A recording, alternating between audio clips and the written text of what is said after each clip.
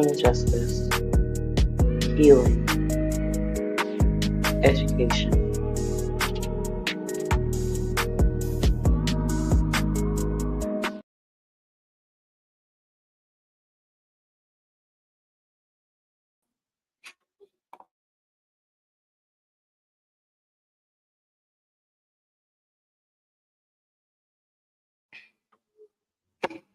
Good morning, afternoon, evening, however or whenever you guys are watching. You guys should know me by now, but if you guys don't, my name is Holly Berry. I am the host of this lovely program we call Morning Mimosas, where we empower the Black and minority communities through wellness, justice, and wisdom.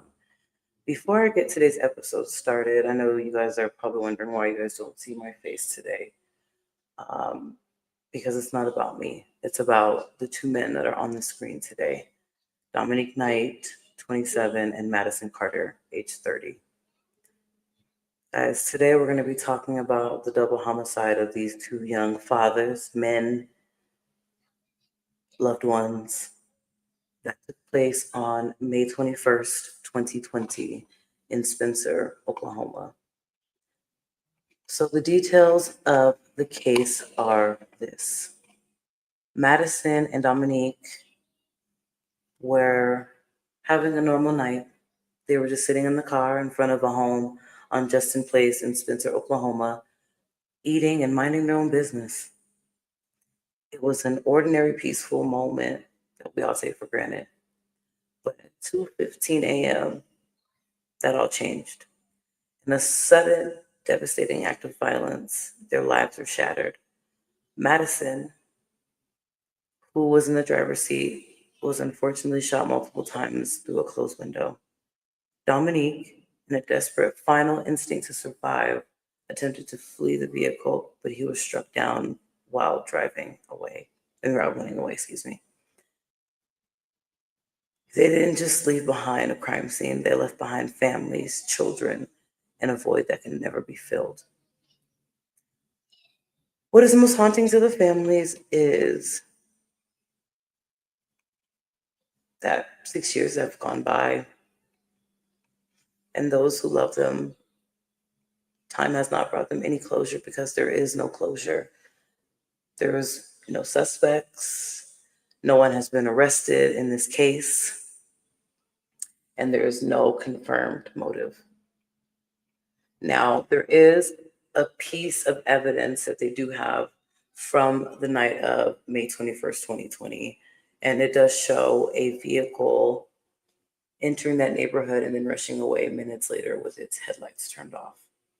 Now, your discretion is advised. I will be showing the surveillance video of that night of that specific vehicles. And what we're doing here, guys, is we are just trying to make sure that they get justice. Also, while I'm pulling that up, that is the phone number to contact the Oklahoma County Sheriff's Office if you have any information pertaining to the double homicide of these two gentlemen. Guys, they were just sitting outside, two friends eating in the car, having conversation, and someone decided to brutally do this to them. I just want to mention that part. That part is absolutely disgusting, and I need people to value life way more. Now, I was supposed to have a guest today, and it was supposed to be the mother of Madison's daughter. And I did reach out to her this morning, but I also explained to her that if she didn't want to come on and speak, that she didn't have to. One of the things that I need people to understand is that I will always do the episode because I know what the family, I empathize with the families and what they're going through because I've been through similar loss. So whether the families are on the show or not, I will always make sure that I do these episodes with love and grace because these are two people's loved ones and their lives were snuffed out unfairly. Absolutely disgusting. Just like I said, as I'm bringing up the footage, I need people to please be mindful. These two men were fathers. Dominique was 27, Madison was 30.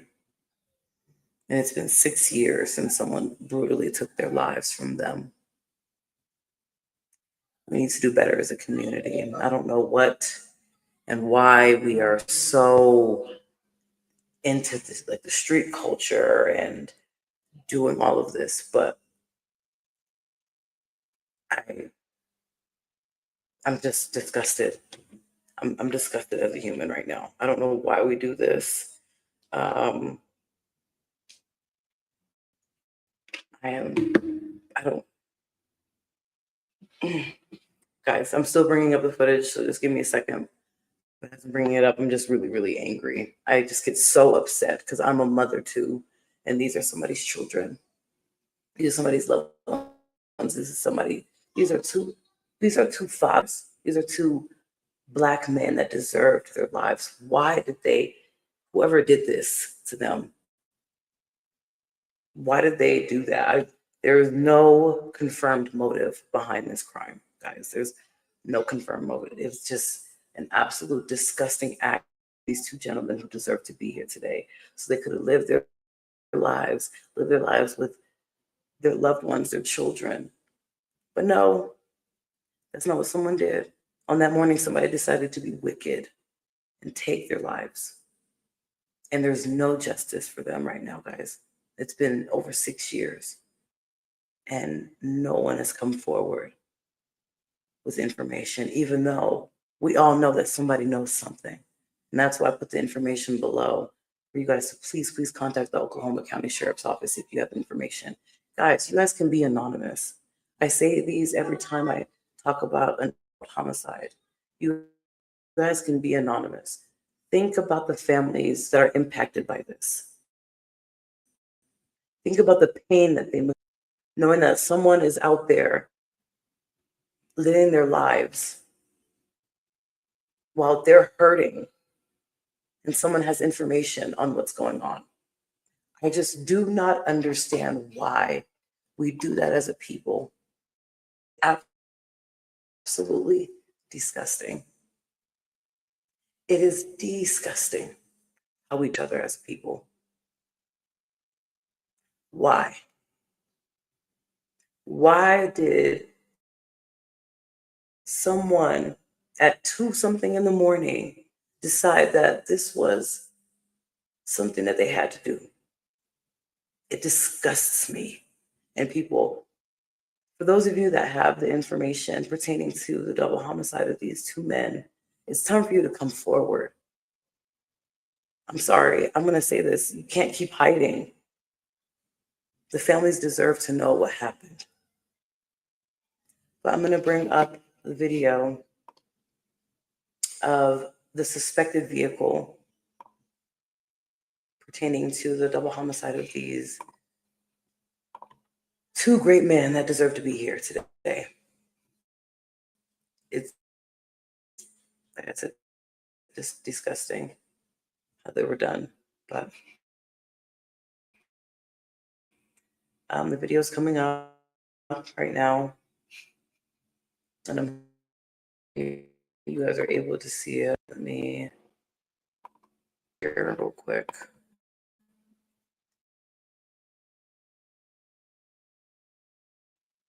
But like I said, for anybody who's watching anything, it's time to say something because it's gross that you have information about something that could solve the homicide of these two men and you're just holding on to it. Like, I understand and everything, help another family to heal.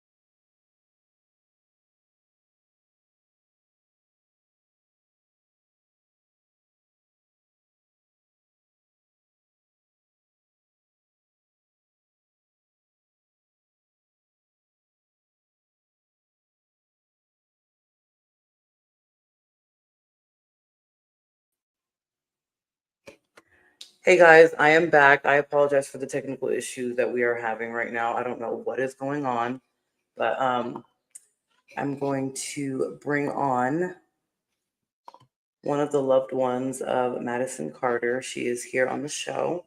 I'm actually gonna turn off my camera because, like I said, it's not about me today. It's about their loved ones. Naya, thank you so much for being here today. Thank you for having me. I really appreciate you doing this.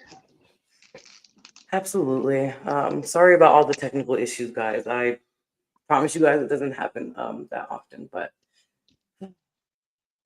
Miss Naya, please, please, please, as I bring up the surveillance video again, can you just tell us a little bit about Madison and who he was?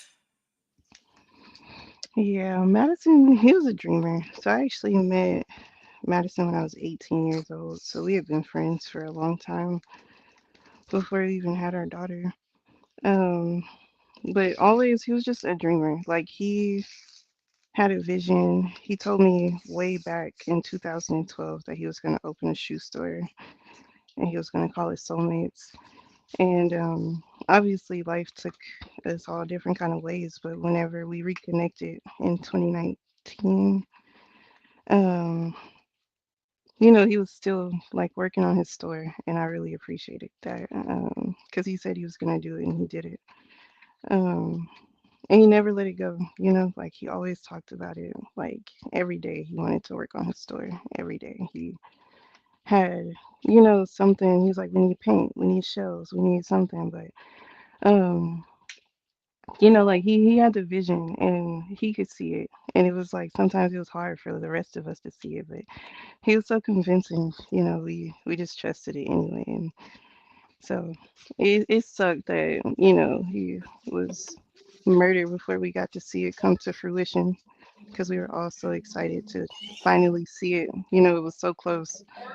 But yeah, he was just a dreamer. That was my favorite thing about him. He always had a plan for something that he was gonna do.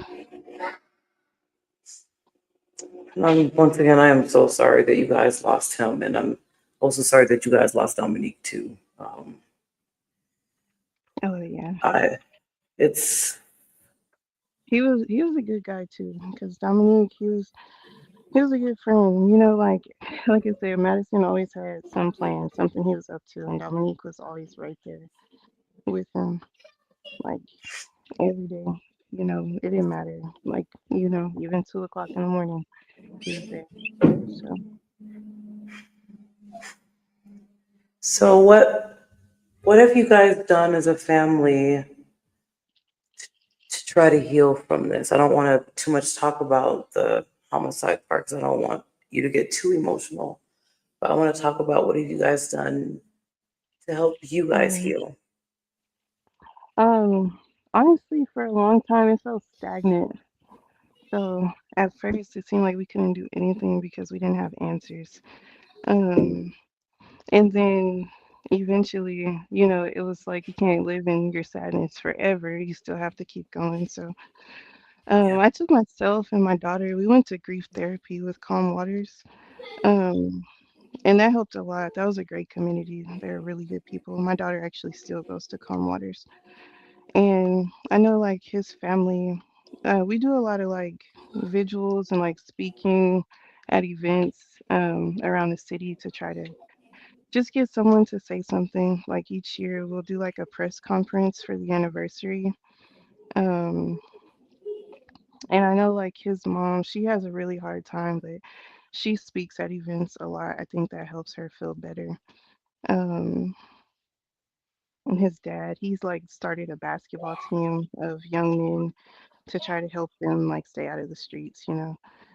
Um, not that either one of them were in the streets, but he just wants to help lead people the right way so they're not on either side of the gun one day.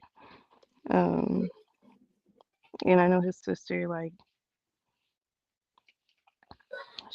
she also has a basketball team. Like everybody, they tried to just keep going, do things in honor of him. We kept Soulmates going for a while afterwards, but even that gets hard because it's like you're forcing it. We don't know what he would want, or it's been so long that we're like, I don't know what he would want to do, or but those little things of just doing the things that he enjoyed. Like he was a basketball player, and so just doing those things that kind of make us feel close to him and try to, like I said, just change our community in the best way that we can. That helps us a little bit. And I'm so glad that you guys are able to honor him in those ways. And I'm also glad that you're getting therapy too. That's so, so important because yeah, whew, grief is a sneaky thing for sure. Um, Yeah, it's so hard. People. That was like the hardest part, and I think we all kind of had to adapt to it. It's like at first everyone's there, and it's we're comforting you, but after a while they start to feel like, okay, it's time to move on. But and for everybody else it does, but that like truly it doesn't ever um end. The grief never stops. So yeah, I understand it too well. And that's why I'm so grateful that I was able to get you on my show today so we can, talk about it. It's the thing that just really disgusts me about everything is that someone knows something and they're not saying anything. I think you heard me mention that earlier. My daughter was murdered in 2008. So, I'm so um, sorry. yeah, it's, whew. So I sympathize and empathize with your family deeply. Um, Edis, can you just tell the people? So that is like you said, it's one of the most disgusting parts. Yeah. Because it's like we know that somebody knows. We know that there was more than one person in the car. Um, we know that somebody knows that car, you know. Hmm. And for us, like and I didn't realize that. I should have. I didn't realize his sister, felt the same way until she actually expressed it. But it's like it's hard when you don't know who did it and who's a friend of that person. For a long time, like I couldn't even go to like the gas station without wondering if that person was also at the gas station, or if Hmm. their kids were on a team with my kids, or like, am I seeing this person every day, or like, because we Yeah. don't know who it is. Right. um but we know that they're not having any consequences. Well, there's no justice.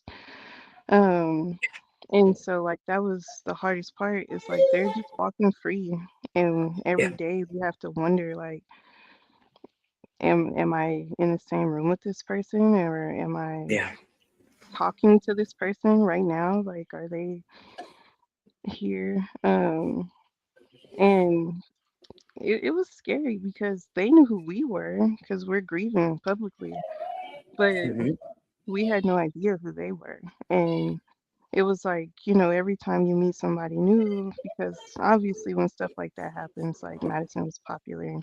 So I got like a lot of friend requests and stuff like afterwards, or people trying to, you know, push me for information and stuff. But so it was just hard because I'm like, is this person somebody just wants to know how much I know, or is this person genuine? Or, like you Right. can't even build relationships because everything feels so scary, and like you just feel so paranoid about everything. Um, Yes. it was, and it gets miserable, and that's when I really decided that I needed therapy, was because every day, like I just couldn't trust anybody. Just going to the grocery store, like, it was kind of during COVID, and I was scared to even like get food delivered because I'm like, well, what if the delivery driver? And I know it sounds crazy now, but back No, then, no, no, it doesn't love. um, everything was so scary. Like it was just like, I don't know, like what if I'm giving this person my address now? Or, like Yeah. you said, just the most disgusting feeling. Like you can't even walk out of your house and feel safe. Or like my daughter, like I can't even take her to the park because what if this person is at the park playing with their kids and then that part crushes you too because they're still playing with their kids, you know? Um, so it was so miserable. Trust me, Naya. I'm with you 100% when it comes to that. My biggest issue too is I understand people are scared, um, and stuff like that, but I need people to think about it from the perspective of the families, um, and they wouldn't want their loved ones' cases to go cold because someone knew something and didn't say anything.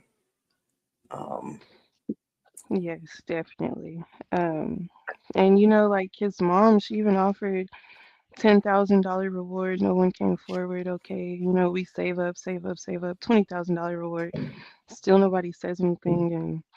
And there have been people that are like, well, I know, but I can't tell you, or oh, well, he's protected because of who his dad was. Like, it's like they know who the killer is, but we can't say because who his dad was. And it's just like, but Madison was also a dad. Like, and we we want to feel protected too. Like, how can you protect the killer and not protect us? Like, we want to feel safe too, and we can't feel safe right? as long as we don't know. Um, and it was like you said, it's disgusting. Like, it really hurts to know that people know and they just refuse to say anything.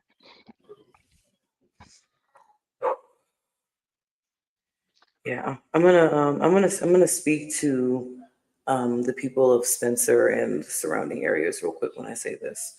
Or if you've since moved out of Spencer and you're listening to this today, um, you guys can be anonymous. You don't have to tell the police your names. I'm very very big on that. Like you can be anonymous. So please don't think you have to be scared when you can literally give information in secret and help this both families get justice.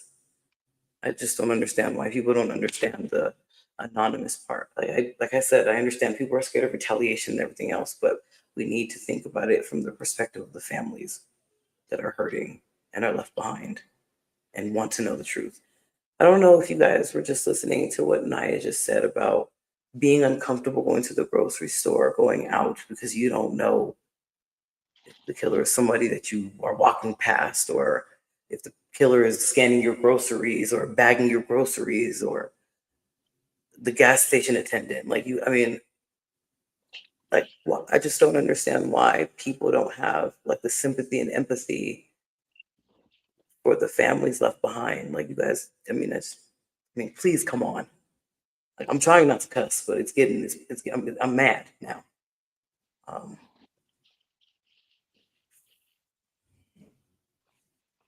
but um, Yeah, it's like you go through all the emotions. It's like you feel sad and you feel hurt and then you feel angry and then it's just confusion because it's like, why does nobody care?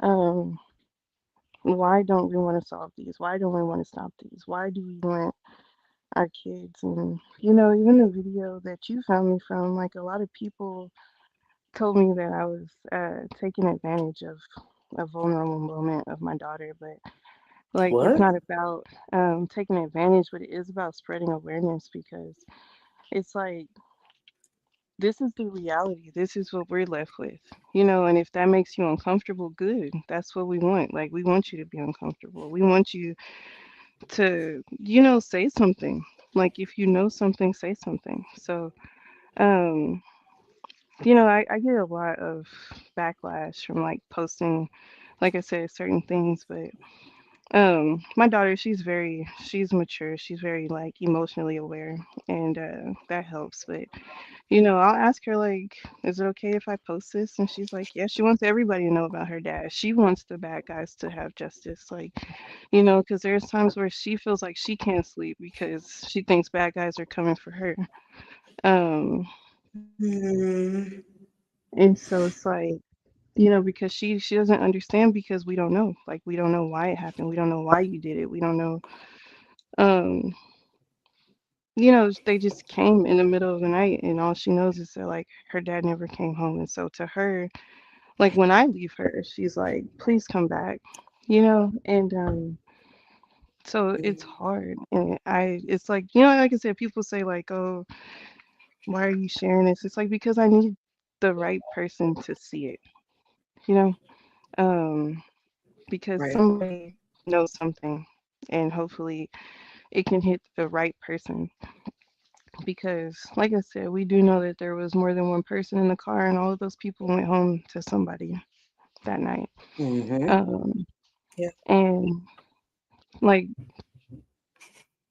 it just is what it is. But we just like we want people to know. And even like on the video, someone commented and said like, "Dang, I got to get out the streets because I don't want my kids to be left like this." And so even if we can only change one person's life, that's a start. Because we don't want the kids to be left like we don't want anybody else's kids to feel the way our kids feel. Um, so like I said, it's hard because you have to constantly wonder like, are you doing the right thing? Are you teaching them the right way? But like at the end of the day, I'm gonna always teach my daughter to stand up for what's right and what's justice. And like for her, she wants the person who hurt her dad to, she wants to know who it is. She wants justice for her dad just as bad as we do. So Yeah. it's because the kids they are getting older now. They were babies when it happened, but they're not babies anymore, and they're asking us questions that we don't have the answers to. Um, and he has a son who's gonna be 9 this year. He's got Google. He's even like trying to Google what happened to his dad because he thinks that we just won't tell him, but we can't.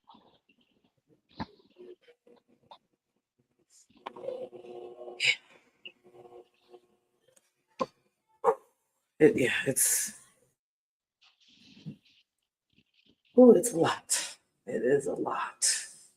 Um, but you guys have an ally in me. I will do my best to help you guys get the justice you guys deserve and the justice that the Dominique and Madison deserve. Because yeah, that's yeah. Yeah, I understand. Yeah, I already said, but I Uh, appreciate you. But I am really thankful for you and your platform and what you're doing to help families. I think that's really special, and I do appreciate that. absolutely, yeah. I do it out of love and frustration of the lack of accountability.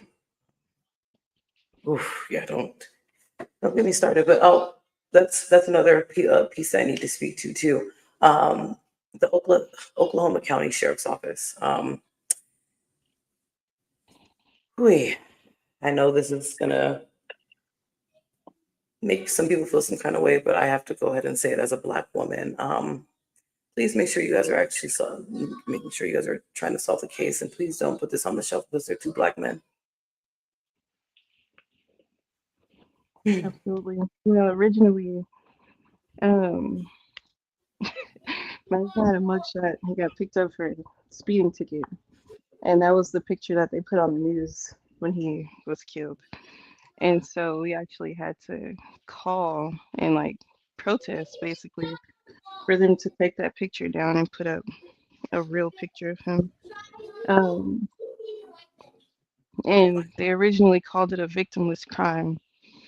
And so we also had to fight for them to stop considering it a victimless crime. How can it be victimless when it's two men, six kids total, two mothers, two fathers, three sisters, three brothers? Like, how can it be a victimless crime when so many people are affected?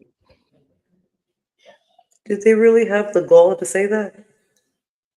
Oh A yeah. victimless crime? Yep. Ooh, yeah. Mm. Wait, you guys are gonna have to police departments everywhere. You guys are gonna have to stop that. Okay. Um, I don't I would never understand the racism in the justice system. Last time I checked, we all bleed, pee, poop, and eat and breathe. So justice should be equal across the board. I'm so disgusted when they put certain labels like, but guys, we're gonna go ahead and show you guys the surveillance footage from that night. It's only about 22 seconds long, but um, this is courtesy of K4.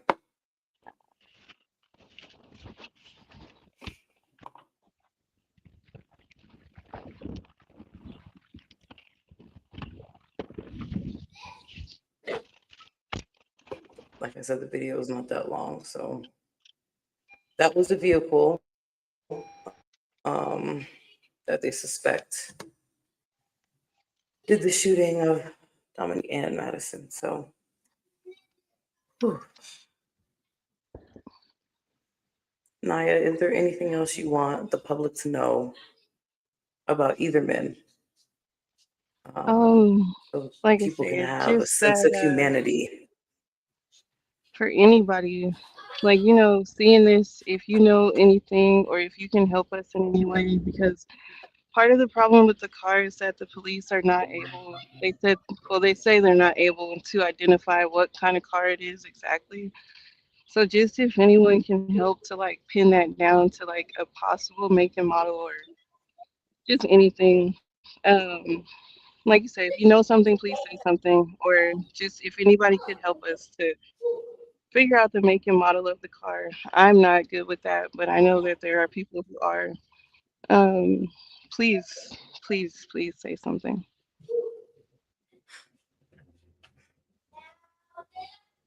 Guys, please, please, please, please. This is a loved one of Madison Carter, and she was also good friends with Dominique Knight, too. Guys, on May 21st, 2020, at approximately 2:15 a.m. in Spencer, Oklahoma, on Justin Place, these two fathers were shot and killed. Madison was shot in the vehicle, and Dominique ran before he was ultimately gunned down. If you guys know something, please contact the Oklahoma County Sheriff's Office at the phone number below. It's time to come forward. It's time to get justice for these two men. 6 years has been 6 years too long. Please, please, please remember to be human first. We have to think about that because for some reason we are so desensitized and so dehumanized. Put yourself in the shoes of the families. It's time to get these killers off the street. So please, please, please, please, if you guys are touched by this, please contact the Oklahoma County Sheriff's Office today. Ms. Naya, thank you again for coming on the show. Sending you lots of love and healing, and I will text you here shortly. I appreciate you being on here today to speak.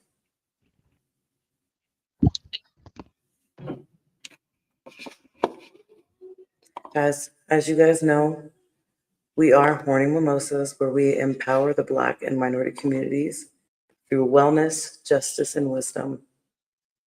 You guys stay safe, and also please remember to put human back in humanity. You guys have a good day.